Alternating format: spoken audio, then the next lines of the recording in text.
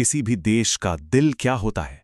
क्या बस कुछ कानून और नियम, या उससे भी कुछ गहरा? देखिए, भारत का संविधान सिर्फ एक रूल्स की किताब नहीं है। ये एक वादा है, एक सपना है, और हाँ, इसकी अपनी एक आत्मा भी है। आज हम इसी आत्मा की गहराई में उतरेंगे, उस सोच, उस जज्बे को समझेंगे जो हमारे देश को रास्ता दिखाता है।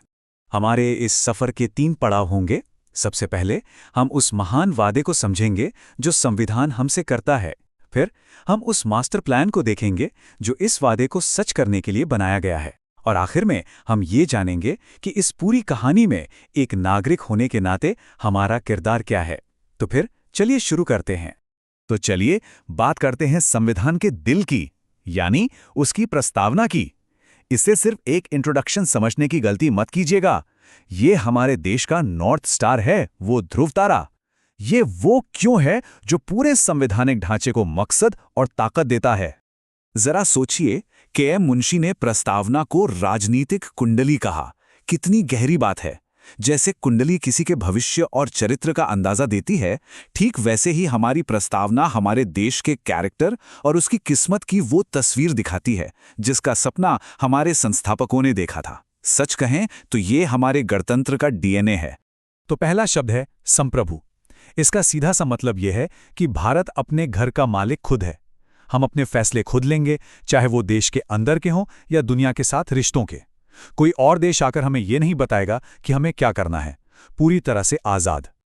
अच्छा, समाजवादी शब्द असल में बाद में जोड़ा गया था, पर यहां यह समझना जरूरी है कि भारत का समाजवाद सोवियत मॉडल जैसा नहीं है।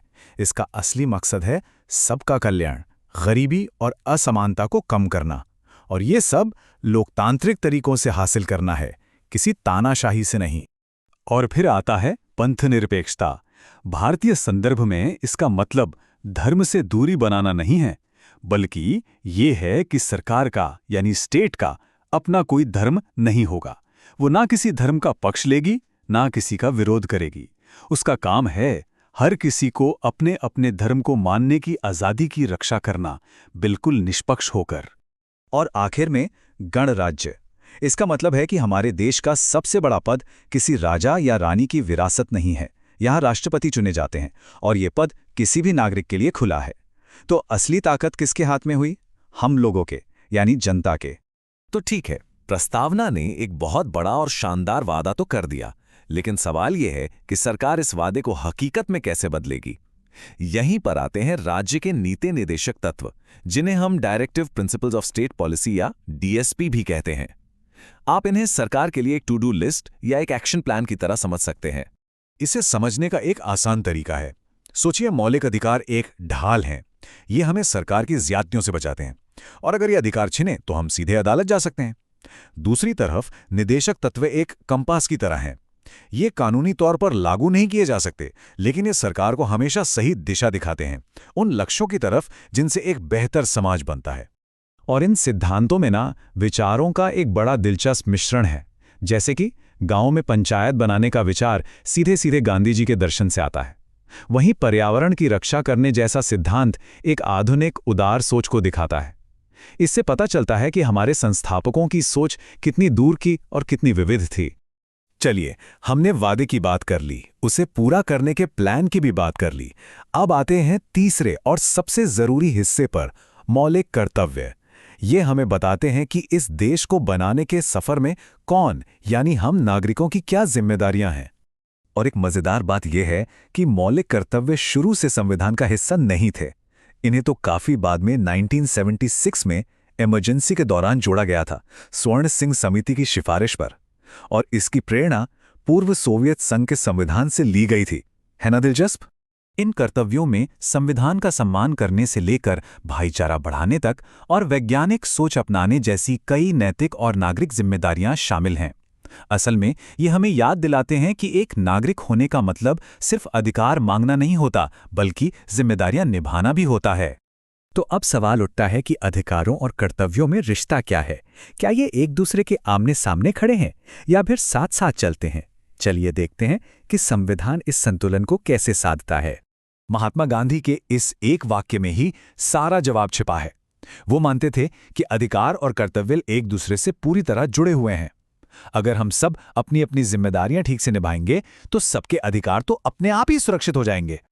और देखें, ये सिर्फ गांधी जी का एक फिलोसॉफिकल विचार नहीं है, ये एक मजबूत कानूनी सिद्धांत भी है। हमारे सुप्रीम कोर्ट ने कई बार कहा है कि अधिकार और कर्तव्य एक ही सिक्के के दो पहलू हैं, इन्हें अलग नहीं किया जा सकता।